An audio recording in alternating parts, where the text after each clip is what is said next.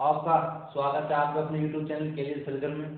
जैसा कि आप सभी को पता है, मेरी हिस्ट्री की 4-5 वीडियो अपलोड हो चुकी हैं और एक लेटेस्ट थी वो जिसमें क्वेश्चन करवाए गए थे, और जो मैंने वो क्वेश्चन करवाए थे वो सारे कॉम्पिटिटिव एग्जाम में पूछे गए हैं, या फिर जो आने वाले जो एग्जाम है CPO है या UPSC का कोई भी एग्जाम है या स्टेट का कोई भी एग्जाम है, पुलिस का है, जैसे कि UP जेल वार्डन के एग्जाम आने वाला है, जिसमें यानी कि ढेर सारे एग्जाम आने वाले हैं, बिहार PCS का आने वाला, मतलब बहुत सारे एग्जाम आने वाले हैं। उन सभी के लिए बहुत ही यूजफुल होंगे वो कुछ जो करवाए हैं मैंने क्वेश्चन।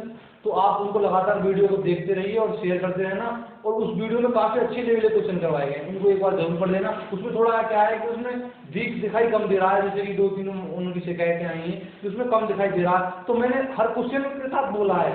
जैसे क्वेश्चन यहाँ लगा हुआ तो फिर मैंने आपको बोला, अपना हिंदी में एकदम आराम से इंग्लिश में बताया उसमें, आप उसको आराम से देखिए। और काफी अच्छे क्वेश्चन हैं उसमें, 20 क्वेश्चन हैं और बढ़िया ही क्वेश्चन पूछे गए हैं, ठीक है। अब पॉलिटी की मेरी 2-3 क्लास हो चुकी है, 2 क्लास हो चुकी है, दूसरी क्लास भी अगले 2 दिन में अपलोड हो जाएगी, देख लेना मेरी प्ले लिस्ट में जाकर। लेकिन मैंने सोचा है कि जो आपको हर वीकली एक बिल्कुल नए टॉपिक की बिल्कुल एक नया टॉपिक स्टार्ट किया जाएगा उसमें, उसके चाहे कितने भी पार्ट हो, 1 पार्ट हो, 2 पार्ट हो, 3 पार्ट हो, मतलब कि वीकली यानी कि 7 डे में एक बार उसकी वीडियो आएगी। ये जो टॉपिक होगा वो करंट इश्यूज से, मतलब कि जो करंट में जो घटना हुई होगी उससे रिलेटेड होगा, और उसके पूछे जाने के एग्जाम में बहुत ही ज्यादा चांस होंगे, कम से कम 1 या 2 क्वेश्चन हर एग्जाम में पूछे जाएंगे। तो इसी के साथ आज का जो मेरा टॉपिक है, आज मैं सबको एक अंतरराष्ट्रीय संगठन के बारे में बताऊंगा, UNO के बारे में। UNO के बारे में आपने सबको पता होगा, यानी कि UNO की जो फुटबॉल में यूनाइटेड नेशन ऑर्गेनाइजेशन, यानी कि संयुक्त राष्ट्र संगठन। अब UNO में जैसे कि आप मेनली जानते हो कि वीटो पावर, ये जो वीटो पावर होती है, निषेधाधिकार जो होते हैं, ये जो वीडियो है, जो पावर है, ये कहते हैं ना कि भारत के पास नहीं है, चीन नहीं लेने देता। मैं आपको एक एक पॉइंट क्लियर कर दूंगा, वैसे आप हमारे साथ लगातार बने रहिए। ये जो वीडियो आएगी आज आपको सिर्फ इसमें UNO के बारे में बताऊंगा, इसकी स्थापना कब हुई, कैसे कैसे इसका जो है इसकी बातें चली, प्रथम विश्व युद्ध के बाद इसकी शुरुआत हो गई थी, एक ऐसा संगठन होने जिससे कि विश्व में शांति हो। तो ऐसे ही एक मतलब कि एक पूरी एक प्रक्रिया चालू हो गई थी प्रथम विश्व युद्ध के बाद, यानी कि जो फर्स्ट वर्ल्ड वॉर था, जो 1914 में स्टार्ट हुआ था और 1918 तक चला था, उसी के साथ ही एक संगठन बनाने की बिल्कुल बातें चल गई थी। तो इसी के बारे में बताऊंगा, किस व्यक्ति ने सबसे पहले वो मतलब कि शुरुआत की, स्टार्ट किया, उसके बाद में फिर दूसरा एक और संगठन बना, पहला फ्लॉप हो गया था, बताऊंगा वो कौन सा फ्लॉप हुआ था। तो ऐसे ही करके मैं आपको पूरी डिटेल सॉल्यूशन बताऊंगा, और इसके कितने पार्ट्स हैं, ऑर्गन्स हैं, ये नेक्स्ट वीडियो में बताऊंगा। सिर्फ इतना बता दूंगा, इसके 6 पार्ट्स होंगे और एक एक एवरी पार्ट बिल्कुल एकदम डिटेल में बताऊंगा, बिल्कुल डिटेल में डिस्कशन करूंगा। करंटली इसकी जो एनुअल मीटिंग होती है, उनके चीफ कौन है, कौन स्थायी देश बने हुए हैं, इस बार कौन स्थायी देश बने हुए हैं, स्थायी देश के साथ एक ही रहते हैं पूरे, जब से बनी है UN जब से बनी है। स्थायी देश तो वो 5 के 5 ही हैं, वो 5 भी मैं बताऊंगा आपको नेक्स्ट वीडियो में। आज की वीडियो में बस आपको एक क्या ओवरव्यू दूंगा, बस UNO क्या है, कैसे इसकी स्थापना हुई, ठीक है। तो मैं हेडिंग डालता हूं आज की UNO, यानी कि आज का जो टॉपिक है वो है UNO, यानी कि यूनाइटेड नेशन ऑर्गेनाइजेशन,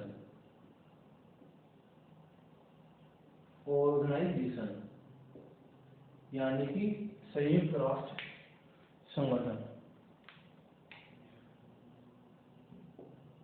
संयुक्त राष्ट्रीय संगठन, ठीक है दोस्तों। ये आज का टॉपिक हो गया हमारा, ठीक है। ये कम से कम ये टॉपिक कम से कम 2 या 3 घंटे की इस पर वीडियो बनेंगी, और काफी अच्छा टॉपिक है ये। हर एग्जाम में कम से कम 2-3 क्वेश्चन पूछे जाते हैं, इसके हर बार पूछे भी गए। आप प्रीवियस ईयर के एग्जाम देख लेना, क्वेश्चन उठा लेना, प्रैक्टिस कर रहे हो जब भी, तो आपको जरूर क्वेश्चन मिल जाएंगे, सिर्फ 1 या 2 क्वेश्चन आसानी से मिल जाएंगे, ठीक। तो इसकी स्थापना कैसे हुई थी, देखो, फर्स्ट वर्ल्ड वॉर हुआ था, यानी कि फर्स्ट वर्ल्ड वॉर यानी कि प्रथम विश्व युद्ध, वो कब हुआ था, वो हुआ था 1914 से लेकर 1918 तक, ठीक है। जब फर्स्ट वर्ल्ड वॉर हुआ तो इसमें विश्व में काफी आर्थिक तंगी आई, बहुत ही नुकसान हुआ, कई करोड़ों सैनिक मारे गए, जिसमें हमारे देश के भी लगभग 1 लाख के समथिंग, यानी कि 90,000 सैनिक मारे गए थे, जो कि जब ब्रिटेन पर हमारे यहाँ ब्रिटेन का हमारे ऊपर अधिकार था, तो जब ब्रिटेन प्रथम युद्ध में पार्टिसिपेट कर रहा था तो एब्सोल्यूट सी बात है, सिंपल सी बात है कि भारत की सेना ने भी उसमें सहयोग करा और हमारे लगभग 1 लाख यानी कि 90,000 सैनिक भी उसमें मारे गए थे। वो किस वजह से हुआ था? वो महात्मा गांधी की वजह से हुए थे। महात्मा गांधी से ब्रिटेन के जो मंत्री थे, जो उस समय प्रधानमंत्री थे, जो भी थे राजा थे, उन्होंने कहा था कि हमें प्रथम विश्व युद्ध में आप हमें सहयोग कीजिए, हम आपके लिए कुछ ना कुछ रिलैक्सेशन देंगे। बिल्कुल जैसे कि अब जो हमने यहाँ पर जो प्रतिबंधियां लगा रखी है, यानी कि हम उसमें छूट देंगे। तो हमारे महात्मा गांधी जी ने तो उनके कहने पर अपनी भारत की सेना जो वहां पर भेज दी थी, तो हमारे कम से कम 1 लाख के करीब समथिंग सैनिक मारे गए थे। जब महात्मा गांधी ने यह कार्य किया तो जो उन्होंने ब्रिटिश ने उन्हें महात्मा गांधी को नाइटहुड की उपाधि दी थी। ये क्वेश्चन भी एग्जाम में पूछा गया है कि महात्मा गांधी को नाइटहुड की उपाधि किसने दी? तो ब्रिटिश लोगों ने दी थी, जब उन्होंने सैनिक भेजे थे। तो इसमें बहुत ही काफी नुकसान हुआ, प्रथम विश्व युद्ध में काफी सैनिक मारे गए, आर्थिक तंगी आई, पैसे की भी खूब बर्बादी हुई और लोगों की खैर हानि हुई, जनसंख्या पर भी बहुत बड़ा असर पड़ा। तो क्या हुआ था, जब प्रथम विश्व युद्ध खत्म हो गया तो एक थे यूएस यानी कि यूनाइटेड स्टेट के प्रेसिडेंट थे वुडरो विल्सन। उन्होंने क्या किया, उन्होंने देखते हुए इसकी हानि को, प्रथम विश्व युद्ध की हानि को, कि आगे कोई नेक्स्ट यानी कि कोई दूसरा विश्व युद्ध ना हो, यानी कि नेक्स्ट कोई वर्ल्ड वार ना हो, जिससे कि आपस में यानी कि कोऑपरेशन यानी कि इंटरनेशनल कोऑपरेशन यानी कि अंतरराष्ट्रीय मतलब कि सद्भावना सहयोग, अंतरराष्ट्रीय सहयोग बढ़ाने के लिए। दूसरा ग्लोबल पीस, सबसे बड़ा जो इसका जो ऑब्जेक्टिव था बनाने का नेशन को क्या था कि ग्लोबल पीस यानी कि विश्व शांति, टू मेंटेन ग्लोबल पीस यानी विश्व शांति बनाए रखना। तो तीसरा जो था वो था कि आपस में फ्रेंडली रिलेशंस यानी कि आपस में मित्रता हो। ये 3 ऑब्जेक्टिव के साथ वुडरो विल्सन जो यूएस के प्रेसिडेंट थे, उन्होंने एक संगठन बनाया। कब बनाया था? ये 1920 में बनाया, इसका नाम था लीग ऑफ नेशन। ठीक, जब उन्होंने बना दिया, सिफारिश की बनाने की और आखिरकार बना भी दिया, इसी के लिए उन्होंने नोबेल प्राइज भी दिया गया। ये एग्जाम में पूछा गया क्वेश्चन है कि वुडरो विल्सन है जो यूएस के प्रेसिडेंट थे, उनको नोबेल पुरस्कार किस क्षेत्र में दिया गया, किस क्षेत्र के लिए दिया गया? तो उनको ग्लोबल पीस यानी कि विश्व शांति सुरक्षा के लिए जो संगठन बनाया था उन्होंने लीग ऑफ नेशन, उसके लिए नोबेल पुरस्कार दिया गया था। ठीक है, तो मैं आपको यहाँ तक की बात क्लियर कर देता हूँ। पहले लीग ऑफ नेशन बना, जिसमें कि 42 देशों ने यानी कि 42 देशों ने अपने हस्ताक्षर किए और उसमें जो टर्म और कंडीशन थी उन पर हस्ताक्षर किए और हमेशा जो लीग ऑफ नेशन है उसी के साथ रहने का वादा भी किया। ठीक, 1920 में इसकी स्थापना हो गई। जो इसका हेडक्वार्टर है लीग ऑफ नेशन का वो है जिनेवा। जिनेवा कहाँ पर है? स्विट्जरलैंड में। तो जो यहाँ तक की बात है उसमें जो मेन टॉपिक है, जैसे कि यूएस के प्रेसिडेंट थे वुडरो विल्सन, उनका नाम लिख देता हूँ। जो स्थापना की उन्होंने वो क्या कह रहे हैं लीग ऑफ नेशन की, उसका लिख देता हूँ। जो मेन जो टॉपिक है, जो टॉपिक क्वेश्चन बनेंगे यहाँ से, उनको मैं लिख देता हूँ। बस आप नोट कर लेना और जो मैंने बात बताई है आप समझ लेना या फिर इनको भी नोट कर लेना। ठीक, तो जब ये हो गया समाप्त, तो यूएस प्रेसिडेंट है यानी कि यूएस प्रेसिडेंट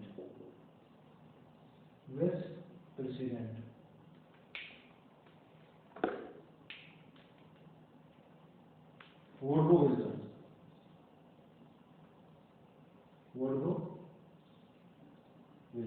ठीक, इन्होंने सिफारिश की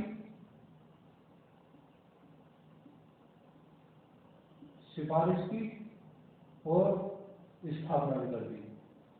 सिफारिश की किसने था तो स्थापना भी कर दी लीग ऑफ नेशन की,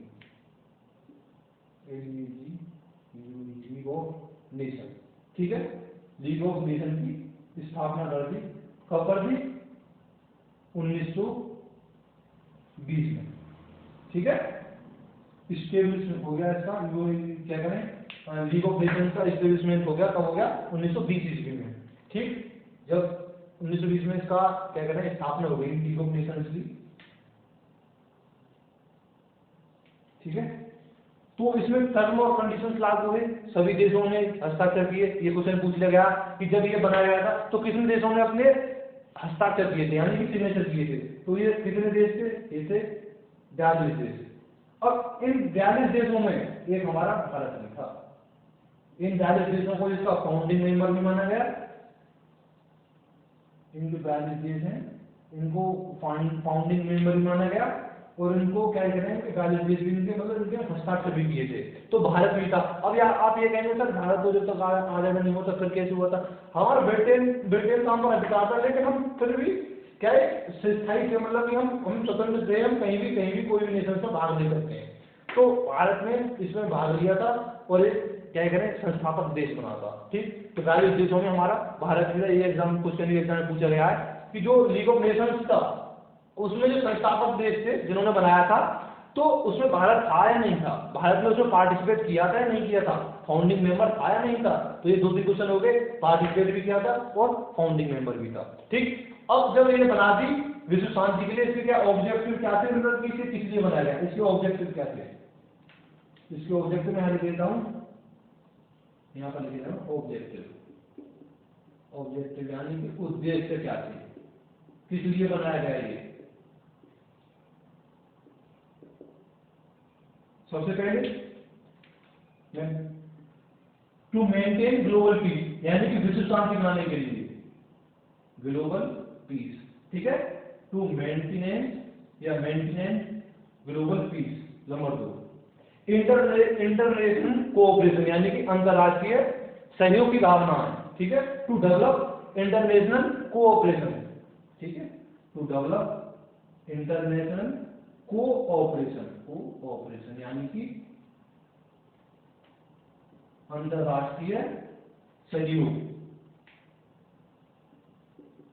अंतरराष्ट्रीय सहयोग की भावना, मतलब विकास करना। ठीक, और जो तीसरा था ऑब्जेक्टिव, वो तीसरा ऑब्जेक्टिव क्या था? यानी कि फ्रेंडली, मतलब कि आपस में मित्रता हो। जो तीसरा ऑब्जेक्टिव था ये था फ्रेंडली रिलेशन। ठीक है, to develop friendly relation,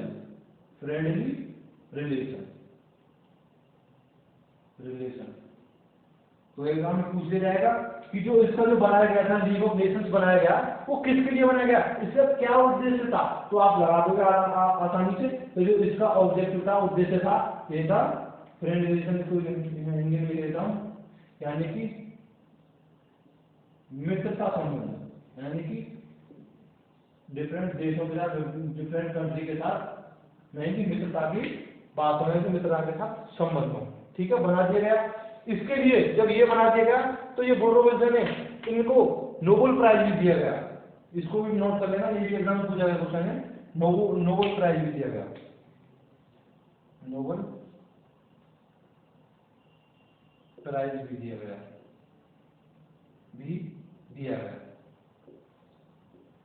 Nobel prize भी दिया गया। एक एग्जाम में पूछा गया क्वेश्चन है, स्टार मार्क कर लीजिए इस पे। ठीक है, नोबेल प्राइज भी दिया गया, किस लिए दिया गया? किस लिए? विश्व शांति को बनाए रखने के लिए, तो ग्लोबल पीस के लिए तो उन्होंने ये किया था कार्य, इसलिए विश्व शांति बनाए रखने के लिए, विश्व शांति बनाए रखने के लिए, बनाए रखने के लिए, to maintain global peace, to maintain global peace. ठीक है दोस्तों, पीस है ये PEACE, peace, global peace. Spelling देखना सही है, वैसे एक बार देख लेना, मैं बोल रहा हूँ PEACE, ग्लोबल पीस। ठीक, अब ये बना दिया गया संगठन लीग ऑफ नेशंस, चलता रहा, कार्य करता रहा, संघ क्या करें टर्म एंड कंडीशंस भी लागू हो गए, सब देश फॉलो करते रहे, और आगे के ये भी सोच के किया गया कि आगे ध्यान रखा जाएगा ऐसा कोई कार्य ना हो। लेकिन आपको पता है दूसरे विश्व युद्ध हुआ था, 1939 में स्टार्ट होगा और 1945 तक चला था। उसमें क्या, उसमें इसका अब देखी गई तो इसका तो कोई योगदान नहीं था उसमें, लीग ऑफ नेशन ने का तो उसमें कोई योगदान नहीं रहा। दूसरा विश्व युद्ध स्टार्ट हो गया, यूएस देश में जिसके जो प्रेसिडेंट थे वुडरो विल्सन, वही यूएस जो देश है, कंट्री है, वही दूसरे विश्व में जाना, इसकी सदस्य छोड़ दी उसने, त्याग दी। अब इसको फिर समाप्त कर दिया गया, इसकी जो हुई थी इसको समाप्त कर दिया गया। इसको समाप्त कर दिया गया 1946 में, 1946 में इसको बिल्कुल बैन कर दे रहे हैं, समाप्त। क्योंकि जिस देश ने बनाया उसी उसी वही देश इसकी सदस्यता छोड़कर चला गया, मेंबरशिप छोड़कर चला गया, तो 1946 में इसको समाप्त कर देगा।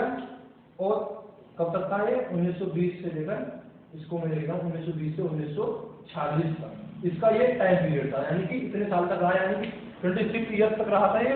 ठीक, अब इसका हेडक्वार्टर कहाँ, ये पूछ लिया जाएगा आपको, कहाँ था, यानी कहाँ था, तो इसका था जिनेवा। जिनेवा कहाँ पर था? स्विट्जरलैंड में। Geneva, Geneva Switzerland, Switzerland. ठीक है दोस्तों, अब मैंने लीग ऑफ नेशंस के बारे में जितने भी टॉपिक थे जैसे ही बना था तुरंत एक एक आपको पॉइंट क्लियर कर दिया है। अब बात आती है यूएनओ की, यूएनओ कैसे बना था। देखो पहला विश्व खत्म हो गया, उसके बाद में इसका संगठन हो गया और ये समाप्त भी हो गया 1946 ईस्वी में, क्योंकि इसकी कोई महत्वता ही नहीं रह गई। जिस देश ने बताया वही देश छोड़ चले गए, तो धीरे धीरे सब देश इसको छोड़ चले गए, तो छोड़ चले गए तो ये फिर खाली हो गया बिल्कुल, तो इसको समाप्त कर देगा। फिर आता है सेकेंड वर्ल्ड वार, मैं इसको मिटाई देता हूँ, आफ्टर दैट मैं आपको सेकंड वर्ल्ड वार के बारे में बताऊंगा। उसके बाद फिर यूएनओ का आविष्कार, क्या स्थापना हुई थी, स्टेब्लिशमेंट हुआ था यूएनओ का। दोस्तों लीग ऑफ नेशंस की स्थापना हो गई थी 1920 ईस्वी में, 1946 ईस्वी में वो खत्म भी हो गया। अब क्या हुआ? Second world war.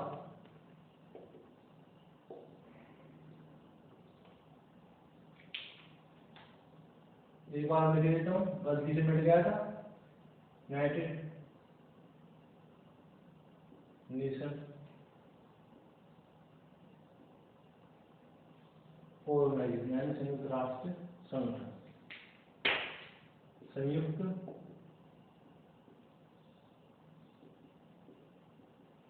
राष्ट्र संयुक्त राष्ट्र संगठन। जो ये संयुक्त राष्ट्र संगठन है ये एक अंतरराष्ट्रीय संगठन, यानी कि एन इंटरनेशनल ऑर्गेनाइजेशन। सबसे बड़ी चीज है कि अंतरराष्ट्रीय है, सभी देशों, इसमें लगभग 193 देश हैं, वो मैं डिस्कस करूंगा। सब में लास्ट में देश जो बना है उसके बारे में बताऊंगा। वो सुडान जगह होकर एक दक्षिण सुडान देश बना है, उसने इसकी मेंबरशिप ली है यूएनओ की। ठीक, अब मैं आता हूँ इसकी स्थापना कैसे हुई। ठीक, तो दोस्तों जैसा कि बताया सेकेंड वर्ल्ड वार कब स्टार्ट हुआ, यानी द्वितीय विश्व युद्ध, सेकेंड वर्ल्ड वॉर। ठीक है, यानी कि द्वितीय विश्व युद्ध, द्वितीय विश्व युद्ध, जो कि 1939 में स्टार्ट हुआ था और 1945 ईस्वी में हिरोशिमा और नागासाकी पर परमाणु बम गिराए गए जापान के पर अमेरिका द्वारा, तो जब जाकर वो समाप्त हुआ था।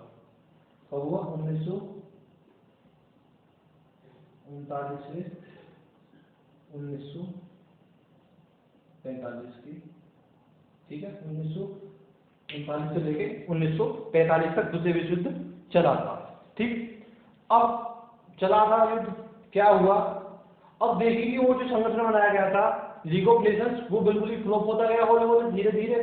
तो क्या हुआ? 1941 ईस्वी में 1941 ईस्वी में एक थे यूएसए के प्रेसिडेंट थे, यानी कि, और एक थे यूके के प्राइम मिनिस्टर। ये दोनों की एक क्या करें अटलांटिक महासागर में एक दोनों की मुलाकात हुई। वहां पर इन दोनों ने विषय बनाया कि यार ये तो बात थमी नहीं रही है, एक वर्ल्ड वार हुआ, दूसरा अभी चालू हालत है, 1941 की बात है, ये तो दूसरा कंटिन्यू था उस टाइम पर, अब आगे भी इसमें हौले इसी वर्ल्ड वार होते रहेंगे। तो उन्होंने बहुत ही गहनता के साथ अध्ययन किया और उन दोनों ने क्या निष्कर्ष लगाया कि अब हम एक और संगठन बनाएंगे, उसमें सभी देश जो है, मैक्सिमम देश जो अब शांति चाहते हैं, उन दोनों में हस्ताक्षर होंगे और बाकायदा किसी को छोड़ने की भी के लिए बहुत ही टर्म और कंडीशंस लागू होंगी। तो मतलब कैसे भी मतलब कि इस शांति को क्या है कि जो हमारे फैली हुई है ये वर्ल्ड में अशांति जो फैली हुई है, इसको हमें कंट्रोल करना है। इसके लिए एक संगठन बनाना होगा और इसके लिए हमें सभी देशों के साथ सहयोग करना जाना होगा, बातचीत करनी होगी, क्या क्या कंडीशंस होनी चाहिए उसके साथ ही बात करनी होगी। तो जब ये समझौता हुआ तो 1941 ईस्वी में अटलांटिक चार्टर लाया गया उन दोनों के द्वारा ही। ठीक, इनके बिल्कुल बीच की बात है। 1941 में क्या लाया गया? Atlantic charter. अटलांटिक चार्टर एक वो लाया गया, चार्टर यानी कि अधिनियम लाया गया अटलांटिक चार्टर। अटलांटिक चार्टर क्यों कहा बता दिया मैंने आपको। यूएसए प्रेसिडेंट और यूके प्राइम मिनिस्टर दोनों ने अटलांटिक महासागर में मिले थे, अटलांटिक आपस में समझौता हुआ, उन्होंने आपस में मुलाकातें हुई, तो वहीं पर बात की गई, तो तभी 1941 ईस्वी में अटलांटिक चार्टर लाया गया। चार्टर क्या था मतलब क्या समझ सकते हो, समझौता था, वो समझौता था, वो किन किन के द्वारा लाया गया, वो लाया गया एक तो थे यूके प्राइम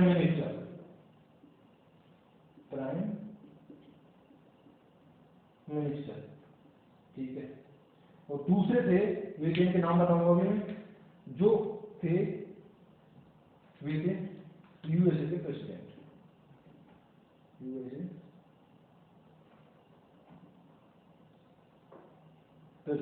इन दोनों के द्वारा जो है वो जो एक चार्टर है, अटलांटिक चार्टर है, जो ये लाया गया। ठीक, जो यूएसए प्रेसिडेंट थे उनका नाम लिख लीजिए, Franklin D Roosevelt, Franklin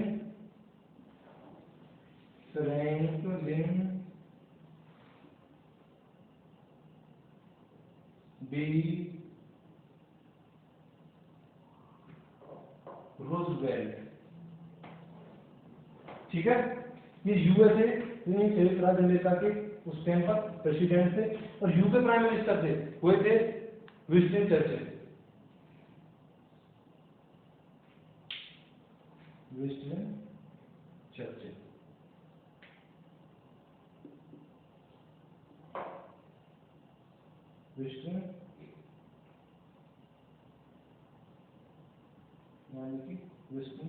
Churchill. ठीक है दोस्तों, ये इन दोनों के द्वारा ही। अभी एग्जाम में पूछा है क्वेश्चन है कि जो है अटलांटिक चार्टर क्या था, ये क्या था, ये एग्रीमेंट था, उसको ये था एक समझौता, यानी ये एक एग्रीमेंट टाइप था। ठीक है दोस्तों, अटलांटिक चार्टर एक एग्रीमेंट था।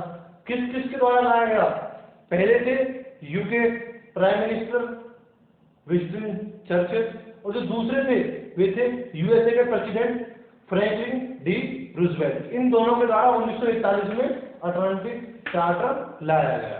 ठीक, जब इनके द्वारा लाया गया तो इन दोनों में हुआ, तो फिर आपस में बातें हुई, इन्होंने यूएनओ शब्द लाया, इन दोनों ने यूएनओ शब्द का आविष्कार किया। आज में पूछा जाएगा क्वेश्चन, तो आपको क्या करना है, इन दोनों में, लेकिन जो मोस्टली सबसे पहले जिनका नाम लिया जाएगा वो लिया जाएगा फ्रैंकलिन डी रूजवेल्ट का, जिन्होंने यूएनओ का जो नाम दिया था। ठीक, तो क्या हुआ, 1942 ईस्वी में उन्होंने यूएनओ का डिक्लेरेशन कर दिया, यानी कि एक साल बाद यूएनओ का डिक्लेरेशन, यानी कि यूएनओ की घोषणा कर दी, यूएन डिक्लेरेशन यानी कि घोषणा कर दी यूएनओ की। जो यूएनओ जो शब्द ये था, ये शब्द किसने दिया था, ये शब्द एग्जाम में पूछा गया है, एग्जाम किसने दिया था, ये फ्रैंकलिन डी रूजवेल्ट ने दिया था ये नाम। ठीक है दोस्तों, किसने दिया था ये नाम, फ्रैंकलिन डी रूजवेल्ट ने, बहुत ही इंपोर्टेंट है ये रूजवेल्ट। इन्होंने ये यूएन शब्द यानी कि यूनाइटेड नेशन, इन्होंने ये शब्द दिया था। आपको ये बात क्लियर हो गई होगी, 1942 ईस्वी में ये सब किसने दिया था, एग्जाम में पूछा गया क्वेश्चन है, सर मैं स्टार मार्क कर देता हूँ। ठीक है दोस्तों, अब ऐसे ही हौले चलती गई। अब क्या हुआ था कि 26 जून 1945 तक ये जो था, जो ये डिक्लेरेशन था, यूएन यूनाइटेड जो नेशन था, यानी संयुक्त संगठन था, इसको सभी जितने भी देश हैं यानी कि जो इससे सहमत थे वहां पर इनको भेज दिया गया, यानी कि उनने हस्ताक्षर भी कर दिए कि ये सही है, इसमें टर्म एंड कंडीशन भी लागू थी। ठीक है दोस्तों, तो क्या 1942 ईस्वी में यूएन शब्द ला दिया गया, इसको जो इसका प्रस्ताव है, प्रपोजल है, ये सभी देशों के पास भेज दिया गया। अब क्या हुआ था, 26 जून 1945, 26 जून 1945 को 45 तक 50 देशों ने, यानी कि 50 कंट्रीज ने अपना इस पर साइन भी कर दिए और साथ में सहमत भी हो गए, एग्रीमेंट भी दे दिया। यानी कि अभी तो ये बना भी नहीं है, उससे पहले 50 देशों में इसने क्या इनका सहयोग कर दिया, यानी कि सहमत हो गई।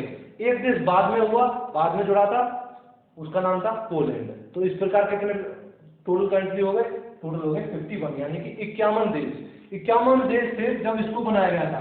कब बनाई है? अब आप बता सकते हो, 24 अक्टूबर 1945 ईस्वी को, ठीक, यूएनओ का गठन होगा, यानी कि यूएनओ का एक बन गया, संगठन बन गया।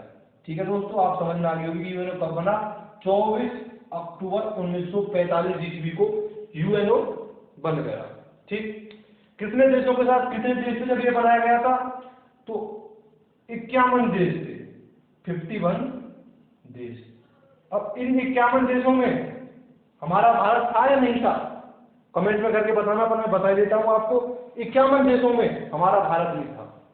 जो ये 51 देश है, इनको ही फाउंडिंग मेंबर माना जाता है, और इन्हीं को जब ये यूएनओ संगठन बना था, जब इनके सदस्य भी थे, इन्हीं को माना गया था। ठीक है, अब जो इनमें से 51 देश थे, उन्होंने इस पर सिग्नेचर कर दिए, हस्ताक्षर भी कर दिए, तो ये एक पूरा संगठन बन गया। इसकी स्थापना कहाँ हुई थी? इसकी स्थापना हुई थी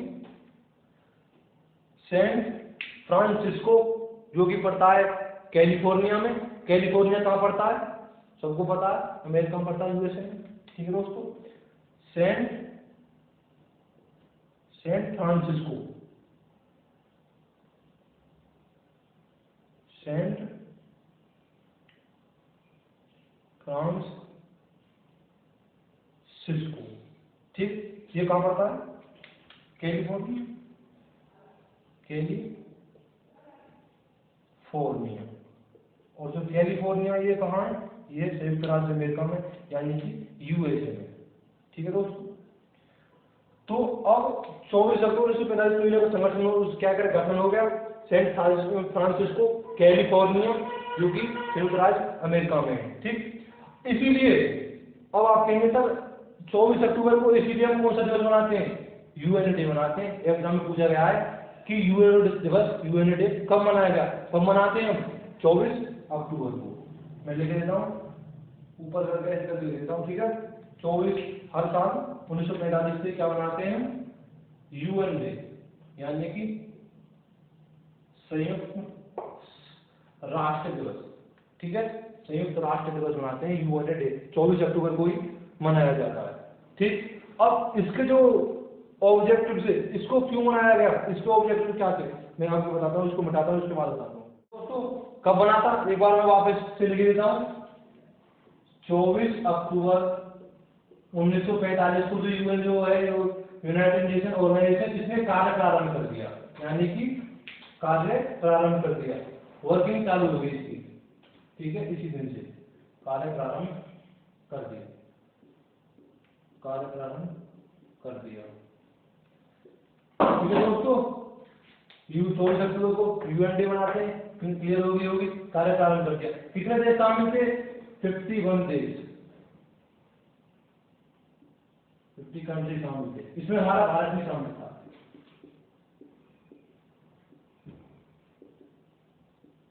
ठीक, समझ में आ गया? इसको किस लिए बनाया गया, इसके ऑब्जेक्टिव क्या थे? अब वो और बताता हूँ मैं आपको, इसके ऑब्जेक्टिव क्या थे यूएनओ के ऑब्जेक्टिव, यानी कि उद्देश्य क्या थे, किस लिए बनाया गया इसको। वही सेम थे जो लीग ऑफ नेशंस के थे, बिल्कुल वही है। इसमें थोड़ा एक और है, इसमें ह्यूमन राइट्स को बढ़ा दिया गया था। वैसे मेनली जो पर्पज था इसका, मेनली पर्पज यही था, global peace, to maintain global peace, to maintain, English में लिख देता हूं, हिंदी में आप लिख लेना, to maintain global peace, global peace. ठीक है, पीस। इसका जो सेकंड रीजन था, टू डेवलप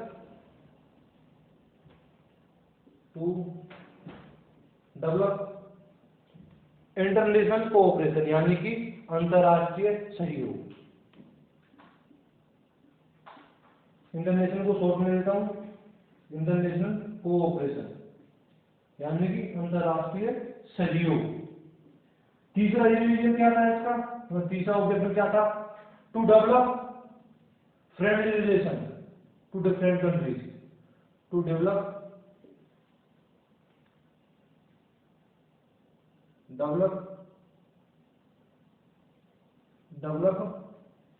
फ्रेंडली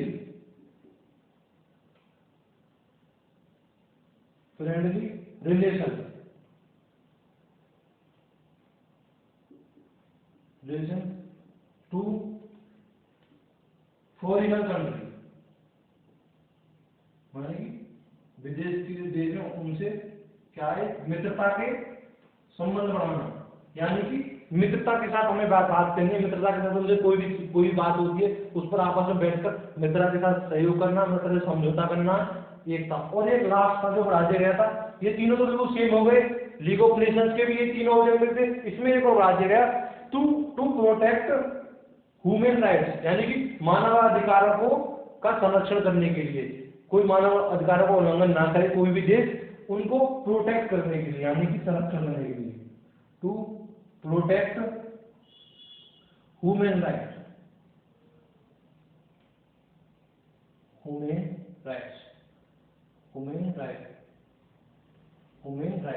यानी कि मानव अधिकारों का संरक्षण करने के लिए, मानव अधिकारों को ख्याल रखने के लिए, हम विदेशी भाषा में तो ख्याल रखने के लिए अच्छे से, ठीक, ये इनके ऑब्जेक्टिव हो गए, यूएन हो गए।